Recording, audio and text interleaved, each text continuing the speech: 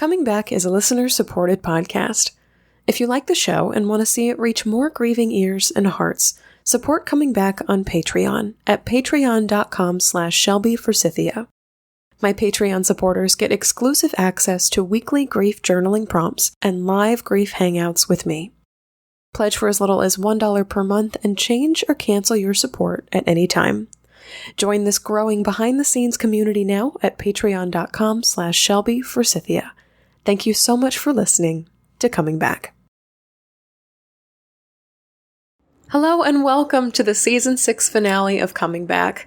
This has been a big 12 weeks, and I am so honored to continue to bring this podcast to your ears and your hearts. On today's show, I'm sharing a theme that I picked up from this season's guests and letting you know how to enter my In the Meantime Grief Book giveaway, which I host every single time that I step away from the mic for a little bit. I'll also be sharing where you can continue to get grief support from me over the next few weeks and how you can help me launch my upcoming book, Permission to Grieve. So let's jump in. So, in this season of Coming Back, we heard from a ton of incredible guests who got deep and vulnerable and went right into it with their stories and what really mattered to them. And one story that keeps circling around in my brain is from R. Glenn Kelly, and the time pretty soon after his loss that he heard his son's voice while he was in the shower. And this might sound kind of weird, but like now when I step into the shower, I think of that story because it's just such a sensory event in his world, and so I now associate taking showers with R. Glenn Kelly hearing the voice of his son. So it's a really funny association that's come after hearing that story. But if you haven't listened to that interview, it's on episode 83 of Coming Back, which is called Honoring Grief in the Workplace. And in this interview, R. Glenn Kelly tells this story about being in the shower, kind of letting his mind wander. We went on this tangent about how showers are really good for that. And all of a sudden, he hears the voice of his 16-year-old son who has died. And his son says angrily and loudly and clear as day, "How dare you forget me? How dare you believe for one moment that you're not still my father? Aren't you still a Marine? Aren't you still a police officer? Then you're still my father." And this moment changed how R. Glenn Kelly saw his life and his grief. Not just the fact that this happened, but the meaning that he created from it, that he drew from it and applied to his life. This one moment in time, this one moment in the shower, made him feel like his son was giving him permission to openly grieve him, that this identity of father still applied even though his son was dead. And R. Glenn Kelly was still allowed to think of himself as the father to his son, even though he had just died. And this visitation in the shower was not a hallucination or like a crazy happenstance to R. Glenn Kelly. For him, it actually happened. And because it actually happened, he began acknowledging his son's loss and talking about it with other people, and eventually writing books and doing seminars about grief in the workplace. So this one moment where he experienced something and then derived purpose and meaning in it, that changed the course of his grief. And no one's interpretation of what happened, not his wife's, not his coworkers, not his friends, not the rest of his family, not perfect strangers, nobody else's interpretation or meaning could change that for him. The meaning of this visit from his son belonged to R. Glenn Kelly, and literally to no one else. Life hands us loss. Loss is a non-returnable item. You can't go to customer service and give that back. It is a non-negotiable human experience. We cannot give loss back once it's happened to us. We can't refuse it or keep it from occurring in our lives. But what we can refuse, what we can figuratively give back, is the meaning that other people try to make of our losses. There's this invisible pressure from friends and society and even sometimes our families that they get to decide what our losses mean. They get to decide where people go when they die. They get to decide when our grief was over. They get to decide what all these signs and symbols mean or that they mean nothing at all. They seem to want to muscle in on our experience. They apply their own lenses to the horrible thing that has happened to us. And for some reason or another, we're supposed to believe it and accept it. Sometimes our friends and family and even society are trying to make us feel better. Sometimes they're trying to make themselves feel better. Sometimes they're trying to shut us up or make things more comfortable or move on to another topic already. Sometimes they just don't have better words to say. They just don't know any better. But you know what, grief growers? Whatever they say to you is all bullshit. You have the right and the power and the authority to make your own meaning. You have the right and the power and the authority over your grief. You have the right and the power and the authority to decide what your grief means to you. Whatever happens to you in loss and after it, that belongs to you. We talk all the time on the show about how grief is a universal experience, but a very, very personal one as well. And the meaning that you assign it, even if you decide that it has absolutely no meaning at all, that right belongs to you. Podcast guest Noan Wells, who came on episode 81 of Coming Back, that episode's called Empathy is My Jam, if you'd like to go back and listen to it, he talked about allowing people the dignity of their own experience. There's this weird infantilizing phenomenon that happens with grief where just because we've experienced the worst thing ever, people feel the need to swoop in and provide comfort and structure and reassurance and something to say and meaning on our behalf. But they don't.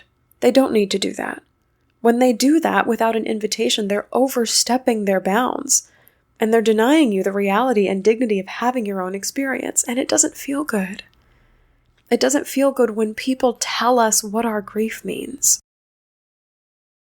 So for this closing episode of Season 6, I want to remind you that just because life hands us loss, and we accept it, does not mean that we must also accept and take on the interpretations, opinions, platitudes, meanings, and definitions of other people.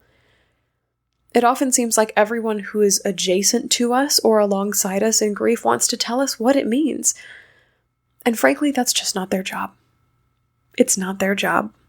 When people hand us their meanings, we are free to put them down. You are free to drop that shit. Here's your permission slip from me on Coming Back Today. You don't even need it from me. You have it already. People told Richard Pryor that he should be over the death of his son after a year. He decided that the loss of his son meant he would be grieving for the rest of his life, and that it was not crazy to hang up photos of his son inside his house. People told Colin Perry that grief professionals are really good at grief, so she's probably recovering really fast. She decided that the loss of her sister meant that her sister didn't want her around as she was dying because Cole worked in the death care field. That made her death really, really difficult to contend with, and not easy. People told Gabby Berkner to expect more of herself, and then other people told her not to expect anything of herself at all. So she decided that she was going to do both, and that meant that she was doing all right and coming back from the deaths of her parents. People told Marley Rowell to stop calling herself a suicide widow, that was not all that she was. She decided that the loss of her husband meant that she was a suicide widow, and that she could stop making other people comfortable by living in a place of denial, because it was her turn to make meaning. In my own loss, the death of my mom, people told me that my mom was with God. I decided that she's all around me, and that means that she can do things like turn on the electric tea kettle and leave pennies on the ground for me to find. Realistic? Maybe. Plausible? Maybe. Comforting? Maybe. But you know what? I get to decide if all of those things are valid for me.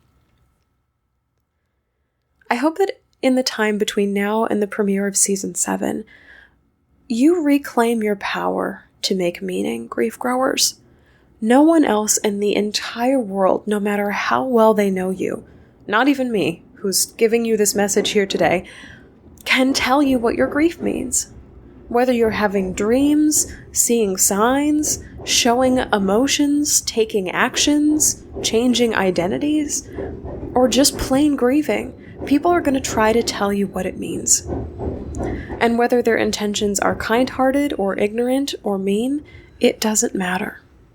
The rights and the ownership of your grief and your story and your meaning, those belong exclusively to you.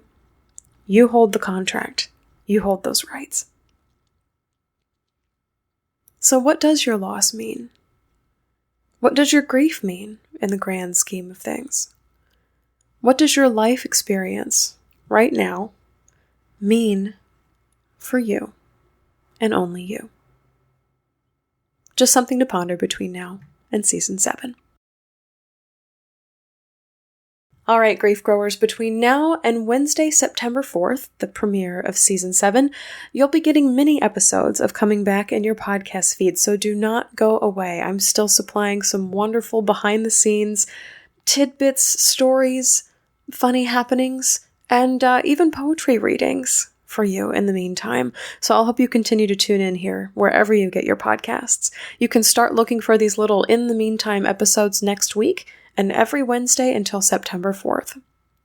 Also, in the meantime, I'm hosting another one of my famous grief book giveaways, so if you head over to my website, shelbyforsythia.com, and click the link at the top of the page that says Enter to Win, you can type in your email for a chance to win a copy of Modern Loss from our friends Rebecca Sofer and Gabby Berkner, and a copy of And Then I Got Fired from our friend J. Mace III.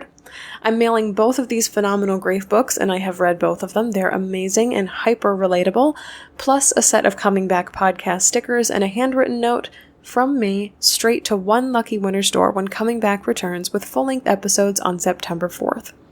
This giveaway is free to enter, as in no strings attached. All you have to do to enter is head over to shelbyforsythia.com and click Enter to Win at the top of the page, and just type in your email on that page there. I would love to send these helpful grief resources your way, and I know there's a lot of people listening to this show, but whoever you are listening right now, I hope you win. If you'd like to join me for live grief support between now and season 7, you can pledge to become a patron of this podcast over at patreon.com/shelbyforsythia.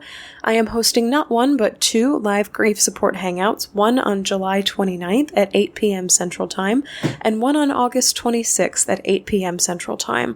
These are fantastic opportunities to connect with other grievers/listeners of this show and share your grief stories. And of course, I'm always there facilitating, answering questions that you might have off the air, and sharing all of the grief books and resources that I have got stored up and circling around in my brain. There are always new ones added to the list. Just $1 per month gets you the link to join us live, so head on over to patreon.com/shelbyforsythia to pledge now and join us. And of course, you can always find that link in the show notes. Lastly, grief growers, my book, Permission to Grieve, is finally coming out. After a year of solid progress on this book, it is soon headed your way. I have it currently in a final round of edits, and then I'm going to launch it live sometime in the fall, so definitely before the holidays. If you want to help me spread the word about Permission to Grieve in exchange for a free digital copy of the book, I would love to have you join my Permission to Grieve launch team.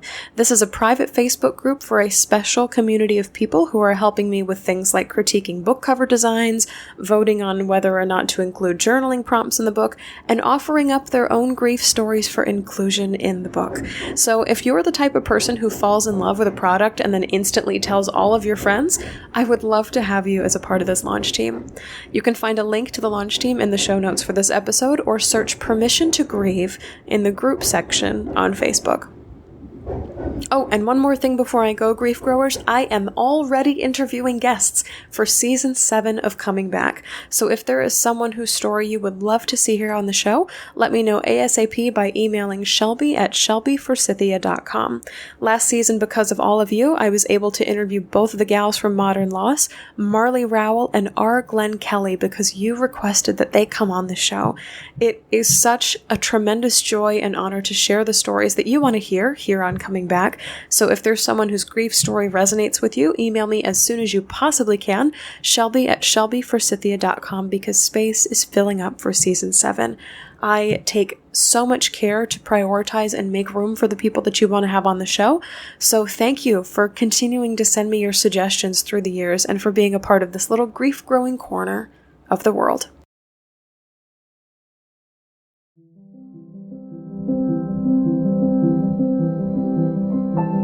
So that's all for this episode and this season of Coming Back.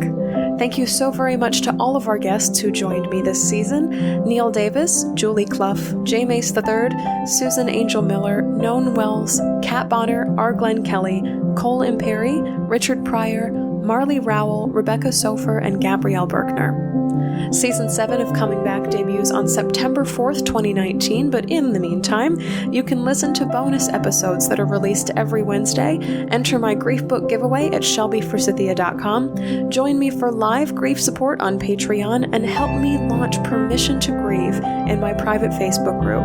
I know that's a lot of information to take on all at once, so if it's helpful to you, check out this episode again for more details on where you can find me and my work between now and Season 7. If you liked what you heard on Season 6 of Coming Back, support the show by making a donation at shelbyforsythia.com/donate, subscribing to and leaving a review of the podcast on Apple Podcasts, Spotify, or Stitcher, following me via email at shelbyforsythia.com, Facebook at Shelby Forsythia, Intuitive Grief Guide, or Instagram at Shelby Forsythia, and above all else, this is number one, share Coming Back with a friend, because you never know what someone you love is going through. Thank you so very much this week to Tim, who became a Patreon supporter and is going to receive some sweet Coming Back stickers in the mail. As always, an enormous thank you to Addie Goldstein, who composed our incredible theme music. Once again, if you have a guest suggestion for a future episode of the show, email me at shelby@shelbyforsythia.com. As always, my wonderful grief growers, it was beautiful sharing this space and time with you today. I see you, I am proud of you and the work that you're doing in the world, and I love you. Because even through grief, we are growing. See you in Season 7.